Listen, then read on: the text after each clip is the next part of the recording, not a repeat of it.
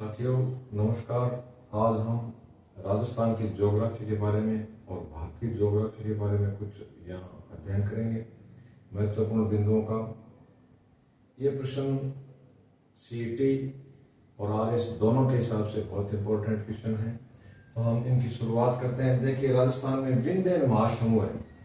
हम सबको पता है कि विंध्याचल जो है यानी विंध्य पर्वत है और वो महाराष्ट्र इसमें मध्य प्रदेश में पड़ता है, और मध्य प्रदेश के जो नजदीक राजस्थान का हिस्सा है वहाँ विंध्य समूह की कुछ चट्टानें पाई जाती हैं। वो 4 प्रकार की चट्टानें हैं।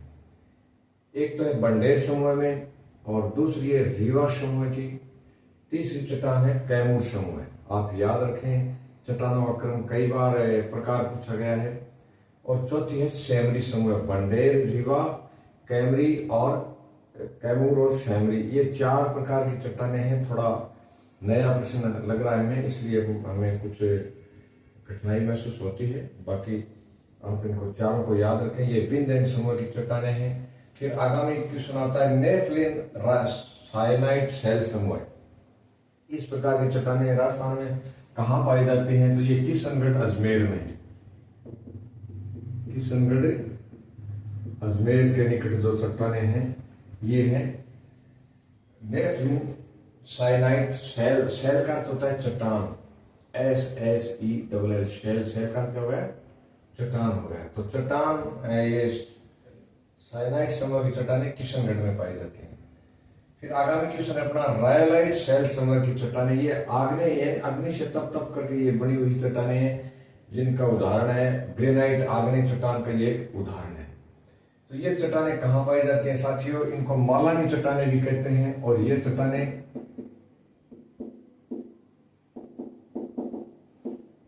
सिवाना और जो जालौर में जो चट्टानें हैं वो कौन सी हैं? ये है रायलाइट शैल समूह की चट्टानें, और जिनमें विशेष तौर से ग्रेनाइट पाया जाता है। अब हम आगामी क्वेश्चन कर रहे हैं चौथा।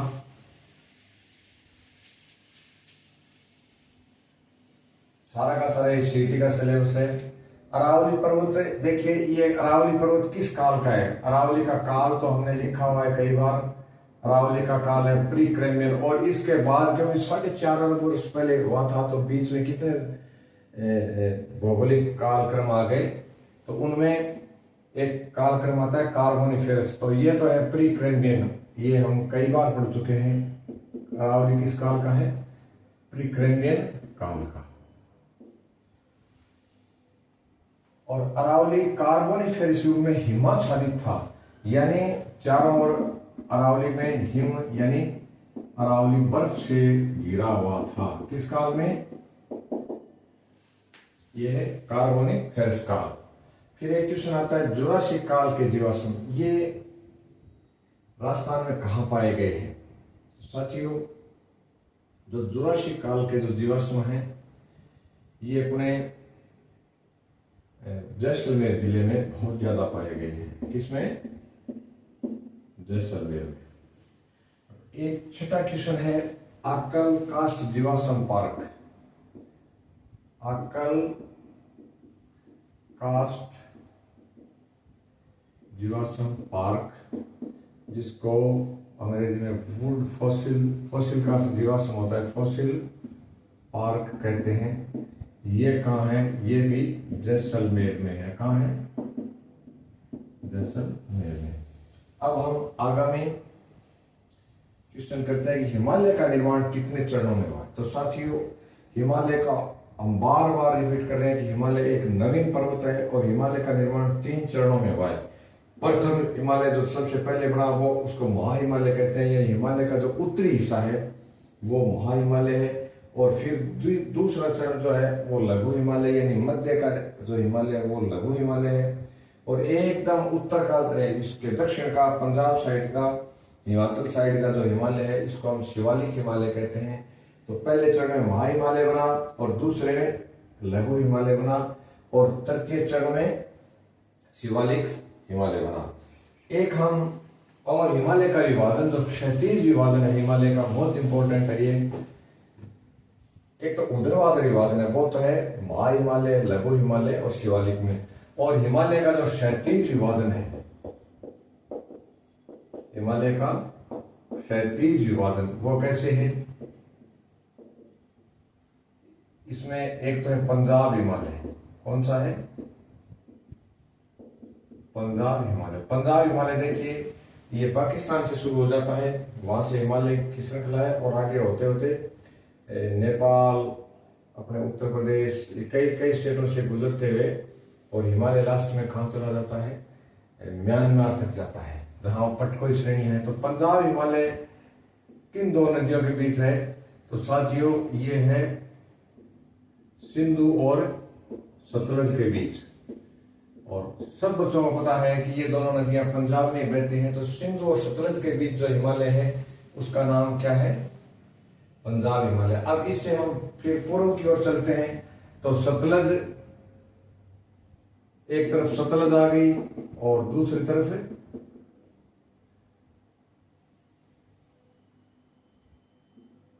ये सिक्किम वाली नदी है, सतलज और काली। इनके बीच जो हिमालय है उसका नाम है कुमायूं हिमालय। क्या नाम है इसका? कुमायूं हिमालय। हिमालय का वैसे इसको क्षैतिज विभाजन भी कहते हैं और दूसरा इसका नाम है प्रादेशिक विभाजन। क्या नाम है?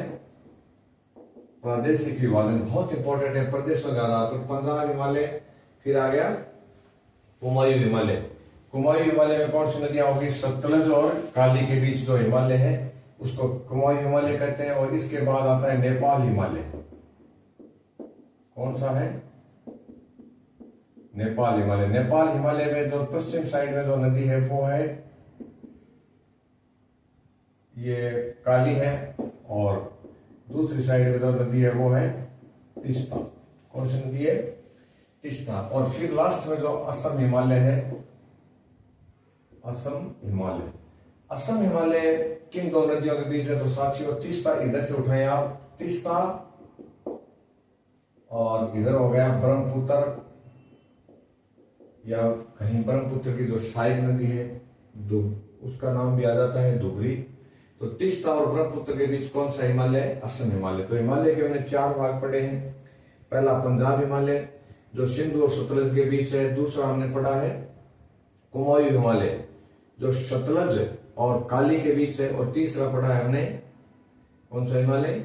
नेपाल हिमालय जो काली और तीस्ता जो सिक्किम में बहती है और अंत में बंगाल की खाड़ी में चली जाती है, तीस्ता के बीच। और चौथा हिमालय पढ़ा है हमने असम हिमालय। तो ये आप हिमालय का प्रादेशिक क्षैतिज विभाजन है उसको आप ढंग से याद कर लें। और बाकी हिमालय का जो ऊर्ध्वाधर विभाजन है वो भी हमने इन तीनों चरणों में लिख दिया है।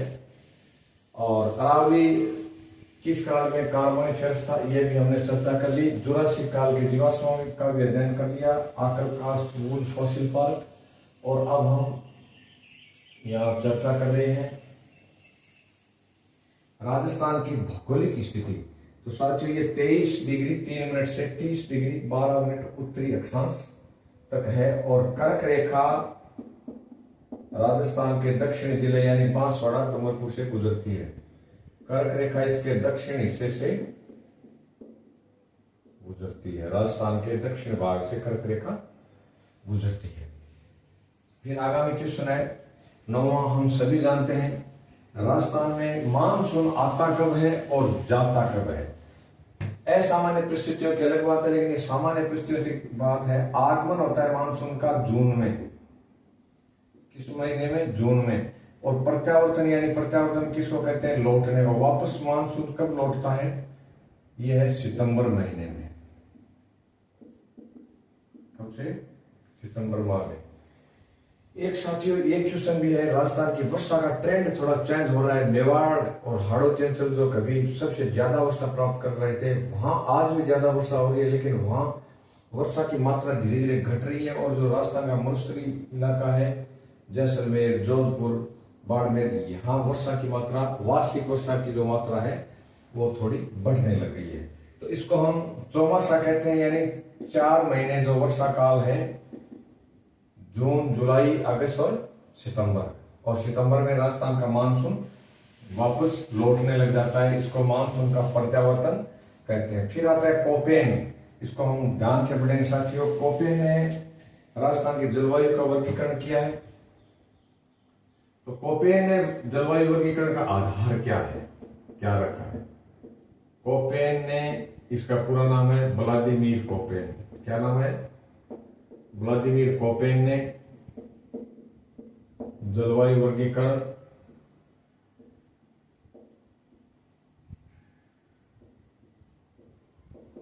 का आधार, नीचे क्वेश्चन भी लिखा हुआ वैसे ये किसको माना है? वनस्पति को।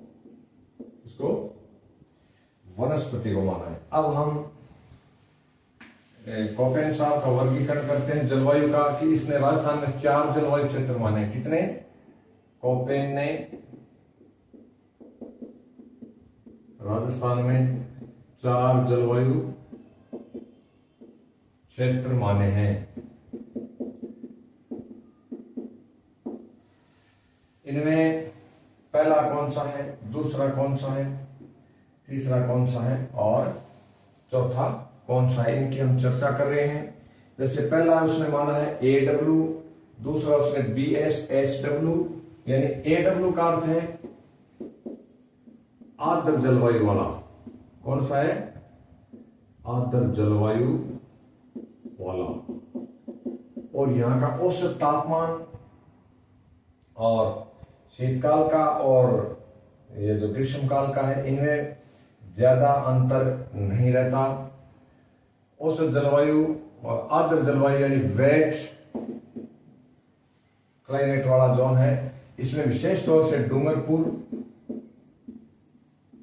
और बांसवाड़ा,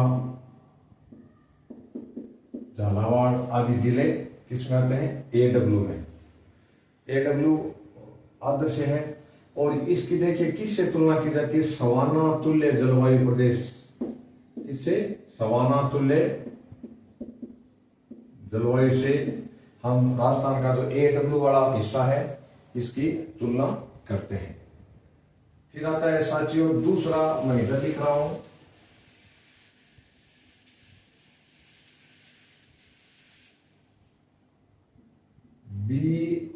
BSHW। कौन सा? BSHW। इसमें कौन से जिले हैं? चूरू, सीकर, झुंझुनू, यानी मैं झुंझुनू क्या लिख रहा हूं, JJN और बाड़मेर का कुछ हिस्सा इसमें आते हैं। और ये किसके तुल्य है? स्टेपी जो घास के मैदान है, स्टेपी तुल्य जलवायु है। सवाना वाला तो हो गया डूंगरपुर वाला हिस्सा, और अपने चूरू, झुंझुनू, सीकर जो शेखावाटी जनपद है वो इसमें आता है BSHW। और हम पढ़ रहे हैं व्लादिमीर कोपेन का जलवायु वर्गीकरण। तो ये साथियों स्टेपी तुल्य जलवायु प्रदेश में आता है। ध्यान से आप याद रखें AW के बाद BSHW। अब तीसरा आता है इसमें BWHW। कौन सा? BWHW जलवायु प्रदेश। इसमें पूरा जैसलमेर है। कौन सा? पूरा जैसलमेर। और बीकानेर का कुछ हिस्सा देखिए BSHW में चला गया, जो बीकानेर के उत्तर का और बीकानेर के पूर्व दिशा का है। लेकिन बीकानेर के पश्चिम का हिस्सा जो है, बीकानेर के पश्चिम का हिस्सा जो एकदम मरुस्थलीय है, इस हिस्से में BWHW जलवायु पाई जाती है। और यहां मुख्य रूप से श्यावण घास है और ये एकदम शुष्क जलवायु, यहां शुष्क नहीं, इसको कहेंगे हम अर्ध शुष्क जलवायु। शुष्क तो जैसे सवाना घास के मैदान वहां है, तो अर्ध शुष्क जलवायु अपने इस BWHW जलवायु प्रदेश में पाई जाती है। तीसरा हमने कर लिया साथियों। अब हम कोपेन वाला चौथा पढ़ेंगे। चौथे में है BWHW। कौन सा आ गया? नहीं, चौथे में है CWG। CWG ये कहां पाया जाता है? CWG होता है साथियों एकदम आर्द्र वाला है, आर्द्रता युक्त जलवायु। और यह राजस्थान में कहाँ पाया जाता है? ये हाड़ौती अंचल, पूरा हाड़ौती अंचल इसमें है। यह ह्यूमिडिटी आर्द्रता तो है लेकिन उससे थोड़ी कम है। किससे? AW वाले से, जो डूंगरपुर और बांसवाड़ा में है। पूरा हाड़ौती अंचल और मेवात अंचल, मेवात का अर्थ हो गया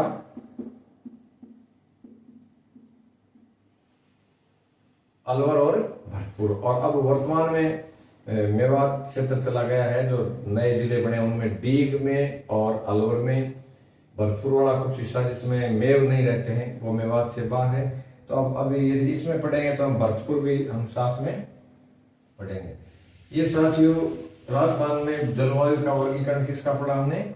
व्लादिमीर कोपेन का। और एक राजस्थान की जलवायु का वर्गीकरण किसने किया था? हार्नवेट ने। तो कोपेन ने जलवायु वर्गीकरण का आधार केवल वनस्पति को माना था, जबकि हार्नवेट ने वर्षा को आधार मानते हुए और कई बिंदु इसने वर्षा, जलवायु, वनस्पति, ये कई बिंदुओं के आधार पर राजस्थान की जलवायु का वर्गीकरण किया। इसी प्रकार से हम पढ़ेंगे त्रिवार्था का वर्गीकरण। ये हम अपने अगले वीडियो में पढ़ेंगे।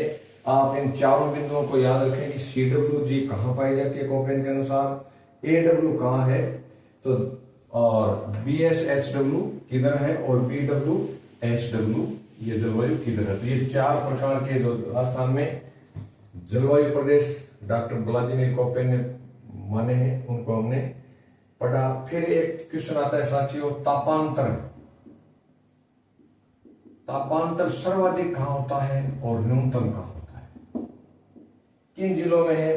तो राजस्थान का जो मरुस्थलीय हिस्सा है जिसको हम फलौदी भी कह सकते हैं, जैसलमेर भी कह सकते हैं। तो फलौदी और जैसलमेर इन स्थानों पर राजस्थान में यानी सर्दियों में बहुत ज्यादा ठंड है और गर्मियों में बहुत ज्यादा गर्मी है, तापमान ज्यादा रहता है, तो वहां तापांतर बहुत ज्यादा है।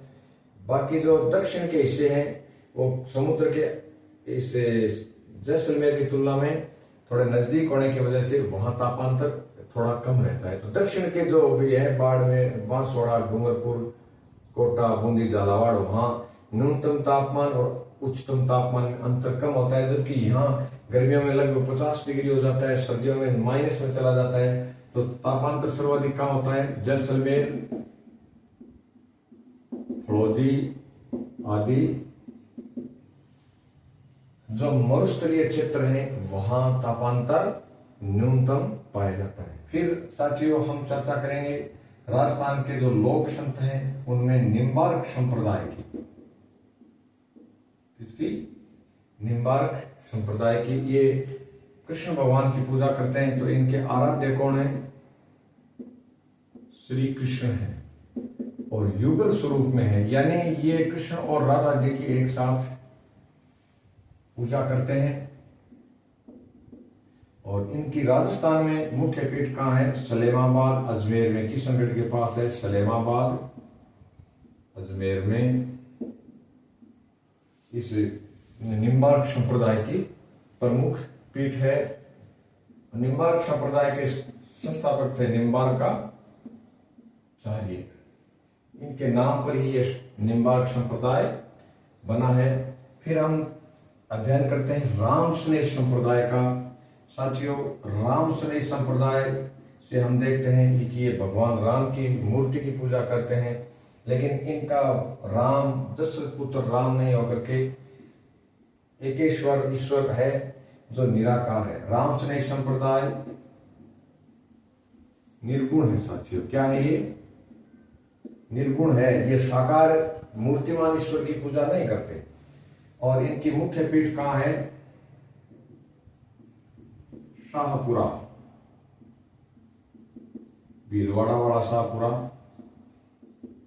और इनकी अन्य पीठ है, मुख्य पीठ ये हो गई। दूसरी पीठ इनकी रैण जो नागौर में है। और इनकी तीसरी पीठ सिंथल ये है बीकानेर का गांव। और इनकी चौथी पीठ है खेड़ापा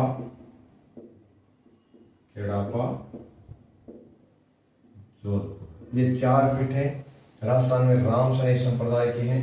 तो आज हमने निम्बार्क संप्रदाय और राम सनेही संप्रदाय का अध्ययन किया।